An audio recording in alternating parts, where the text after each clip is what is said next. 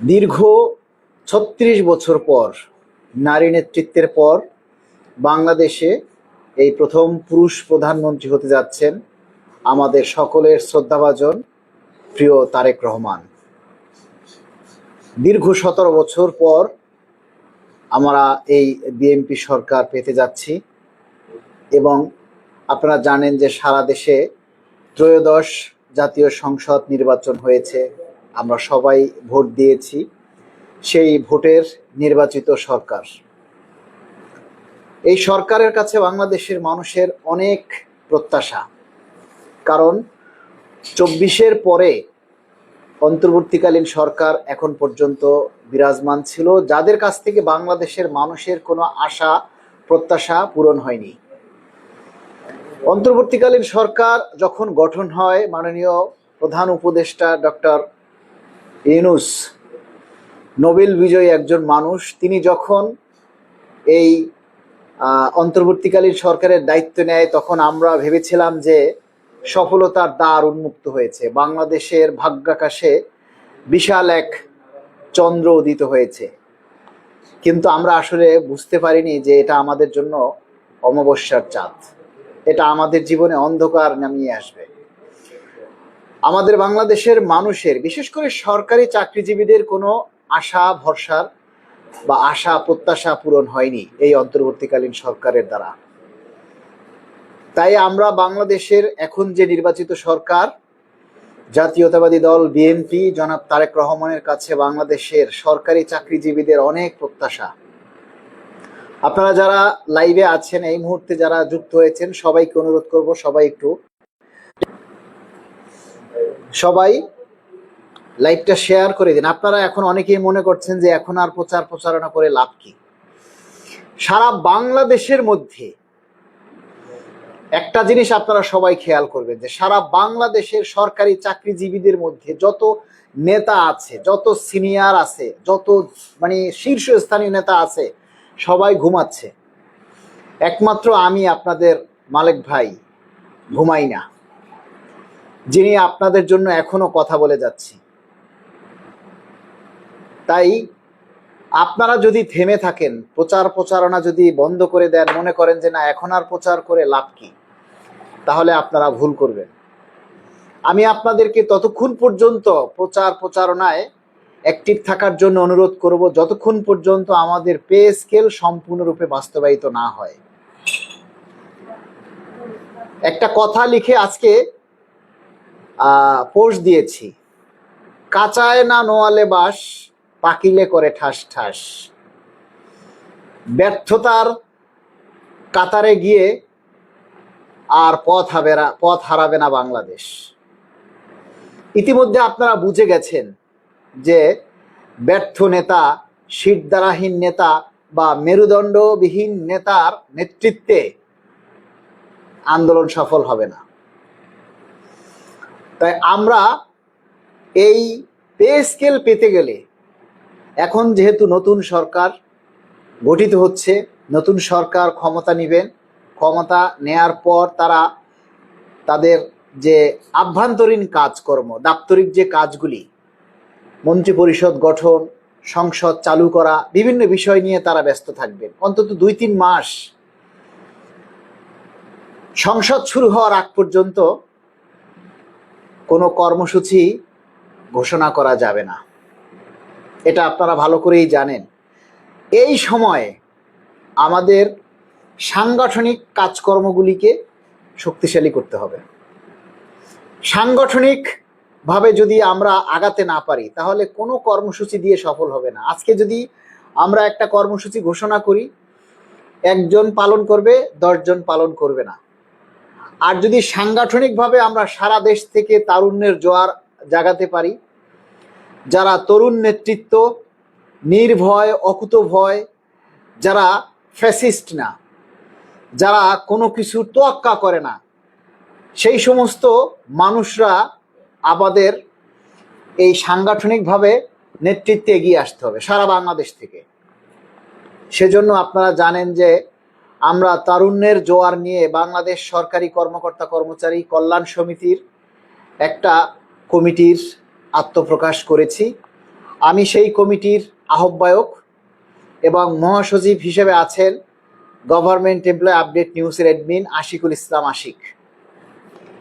আমরা চাই আমাদের এই হাতকে শক্তিশালী করার জন্য সারা বাংলাদেশের প্রতিটি জেলা উপজেলায় আমরা আমাদের শাখা কমিটি গঠন করতে চাই। যখন প্রতিটা জেলা উপজেলায় বিভিন্ন দপ্তরে অধিদপ্তরে আমাদের এই শাখা কমিটিগুলি গঠন হবে, উপকমিটিগুলি গঠন হবে, তখন আমরা একটা কর্মসূচি ঘোষণা করলে সেই সকল কমিটির মাধ্যমে, সংগঠনের মাধ্যমে সারা দেশ থেকে আন্দোলন তীব্রতর আকার ধারণ করবে। কিন্তু আপনারা যদি সেই কমিটি গঠনের ব্যাপারে এগিয়ে না আসেন, যেমন আপনি গাজীপুর জেলায় আছেন, গাজীপুর জেলার আপনি একটা উপজেলায় আছেন, সেখানে আমরা কাউকে চিনি না, কিন্তু আপনি ওখানে চাকরি করেন। আপনার নেতৃত্বে ওখানে যারা আছে, ওখানে যে সকল অফিস আছে, তাদের সাথে আলোচনা করে আপনারা সেখানে একটা কমিটি গঠন করে আমাদেরকে ইনভাইট করেন। আমরা কিন্তু ওখানে সবাইকে চিনব না, আপনারা চিনবেন। ঠিক এরকম ভাবে আপনারা অনেকেই এখন আমাদেরকে বলছেন আন্দোলন কর্মসূচি ঘোষণা করতে, চালিয়ে যেতে। আপনাদেরকে পরিবেশ পরিস্থিতিগুলি বুঝতে হবে। পরিবেশ পরিস্থিতি না বুঝে একটা হুট করে রাস্তায় আন্দোলনে নামলেই আপনি মাইর খাবেন, সফল হবেন না। তা আমরা এমন সময় আন্দোলন কর্মসূচি নিয়ে আমরা নামবো যখন আমরা সফল হব। তার আগে আমরা সরকারকে অনুরোধ করব, সরকারদেরকে আমাদের অভিযোগের কথা, আমাদের অভাবের কথা, আমাদের চাহিদার কথা আমরা বোঝানোর চেষ্টা করব। সবাই বোঝানোর চেষ্টা করবেন। আগে যেভাবে আপনারা প্রচার করেছেন সেভাবেই। রাশেদ হোসেন লিখেছেন, মালিক ভাই ঢাকা ক্যান্টনমেন্ট থেকে চতুর্থ কর্মচারীর একটা কমিটি করতে চাই আপনার অধীনে। অবশ্যই আপনারা কমিটি গঠন করেন। ওখানে আপনারা আপাতত আহ্বায়ক কমিটি গঠন করবেন, একজন আহ্বায়ক করবেন, 5 থেকে 7 জনকে যুগ্ম আহ্বায়ক করবেন, তারপরে একজন সদস্য সচিব করবেন, আর বাকি সবাইকে সদস্য করবেন। 31 সদস্য করতে পারেন অথবা 51 সদস্য বিশিষ্ট করতে পারেন, সেটা আপনাদের ইচ্ছা। আমাদের সহযোগিতা লাগলে আপনারা আমাদেরকে ইনভাইট করবেন, আমাদেরকে ডাক দিবেন, আমরা এসে গুছিয়ে দিব। আপনারা কমিটি গঠন করবেন, আমরা এসে অনুমোদন দিব। ঠিক এইভাবে প্রতিটা জায়গায় আপনারা কমিটি গঠন করবেন। কমিটি গঠন করার পর আমরা এসে আপনাদেরকে অনুমোদন দিব। অনুমোদন ছাড়া কোনো কমিটি আমাদের সাথে একাত্মতা প্রকাশ, মানে একীভূত হতে পারবে না। আমাদের এই সংগঠনের ব্যানারে একীভূত হতে পারবে না। এই সংগঠনের ব্যানারে একীভূত হতে হলে আপনারা আপনাদের কমিটি করে আমাদের অনুমোদন নিতে হবে। এখন আমরা জানতে চাই, আর একটা কথা আমি সবাইকে বলে নেই, মাননীয় প্রধান উপদেষ্টা ডক্টর ইউনূস স্যার এখনো ক্ষমতায় আছেন। আমরা মাননীয় প্রধান উপদেষ্টাকে অনুরোধ করব, মাননীয় প্রধান উপদেষ্টা, আপনি ক্ষমতা হস্তান্তর করার আগে এখনো সময় আছে, আপনি আমাদেরকে পে স্কেলের গেজেটটা জারি করে যান। বাস্তবায়ন নতুন সরকারই করবে, আপনি শুধু পে স্কেলের গেজেটটা জারি করে যান। এতে অন্তত 22 লক্ষ কর্মচারীর অভিশাপ থেকে আপনি বেঁচে যাবেন। নতুবা 22 লক্ষ কর্মচারী আপনাকে সারা জীবন অভিশাপ দেবে, কারণ আপনি কর্মচারীদের জন্য কিছুই করেননি। তাই এই যাবার বেলায় অন্তত পে স্কেলের গেজেটটা প্রকাশ করে যান। আপনি যদি গেজেটটা প্রকাশ করে যান, তাহলে আমরা চাই বিএনপি সরকার সেটাকে বাস্তবায়ন করুক, কিন্তু গেজেটটা আপনারা প্রকাশ করে যান। এটা আপনার কাছে আমাদের শেষ অনুরোধ। আর আমরা আমাদের যে তারুণ্যের যে জোয়ার, এই যে দীর্ঘ 36 বছর পর আমরা একজন পুরুষ প্রধানমন্ত্রী পাচ্ছি, জনাব তারেক রহমানকে আমাদের পক্ষ থেকে লাল গোলাপ শুভেচ্ছা এবং অভিনন্দন জানাই। আপনার কাছে আমরা ঈদ উপহার হিসেবে পে স্কেলের গেজেট চাই। আমরা আপনাদের কাছে শুধু পে স্কেলের একটা গেজেট চাই, আর কিছু চাই না।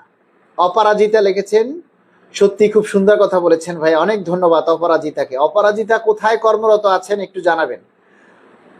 লালমনিরহাটে কমিটি করতে চাই আপনার নেতৃত্বে, আমার নেতৃত্বে না, আতাউর দুলু কমিটি করবেন আপনাদের নেতৃত্বে।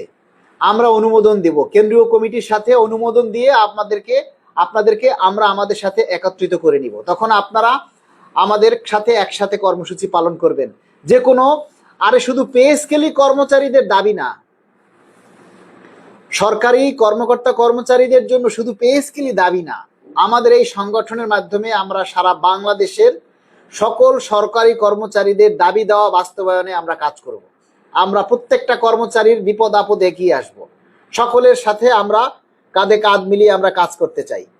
তাই আপনারা যে যেখানে আছেন সেখান থেকে আপনারা কমিটি গঠন করবেন। দিয়েছি, আপনারা 31 সদস্য বিশিষ্ট করতে পারেন অথবা 51 সদস্য বিশিষ্ট করতে পারেন, যেখানে একজন আহ্বায়ক থাকবে, 5 থেকে 7 জন যুগ্ম আহ্বায়ক করবেন, একজন সদস্য সচিব করবেন, আর বাকি সবাইকে সদস্য হিসাবে নিযুক্ত করবেন। এবং আমরা খুব অল্প সময়ের মধ্যেই আমরা কাউন্সিলের মাধ্যমে আমাদের কেন্দ্রীয় কমিটি আমরা ঘোষণা করব।